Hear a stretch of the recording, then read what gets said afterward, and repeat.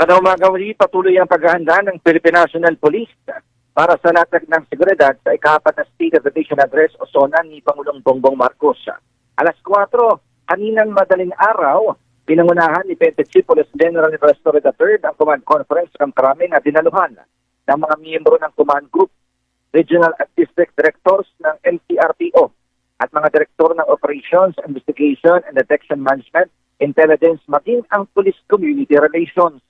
At ito rin, ang paghising ng maaga ay maliit na sakripisyo lang kumpara sa tiwalang ibinibigay ng mamamayan sa mga programa ng PNP. Bigyan din niya ang kahalagahan ng pagkakaisa, pagiging mapagmatsyag at maagap na pamumuno upang matiyak ang maayos at payapang pagdaraos ng SONA ng Pangulo. Mga kababayan, huwag nyo nang hanapin ang mga pulis sa presinto sapagkat kami ay nasa inyo ng mga telepono. Dial 911, darating kami sa loob ng 5 minuto.